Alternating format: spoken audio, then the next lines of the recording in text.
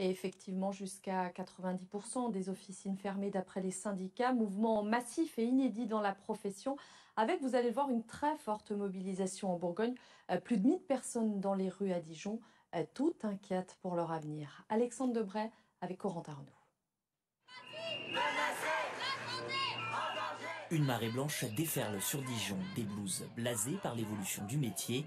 Les actes professionnels se multiplient, ces pharmaciens demandent une revalorisation des honoraires. On a une baisse de la rentabilité des officines avec une augmentation des charges due à l'inflation, mais plus forte que l'inflation INSEE. On a des pharmacies qui ferment partout en France, 36 fermetures en janvier. Dans cette foule, les étudiants aussi battent le pavé. Une réforme de la formation est prévue sans hausse de leur rémunération, 450 € mensuels pour des élèves en dernière année. Le projet veut également les inciter à se rendre dans les déserts médicaux sans contrepartie.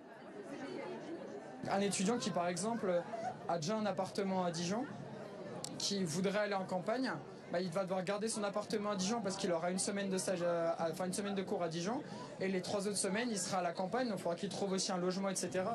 Les professionnels s'inquiètent aussi pour leur patientèle. Dans son discours de politique générale, Gabriel Attal annonçait faciliter la vente de médicaments en ligne, un danger pour les professionnels.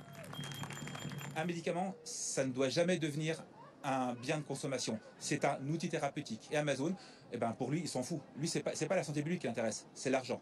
Donc délivrer ou vendre 15 boîtes de paracétamol, ça lui posera aucun problème. Par contre, nous, en pharmacie, on régule tout ça. On vend boîte par boîte, on explique ce que c'est qu'un médicament, on explique comment on prend le médicament. Une réunion est prévue le 5 juin avec la CPAM pour faire le point sur leurs revendications.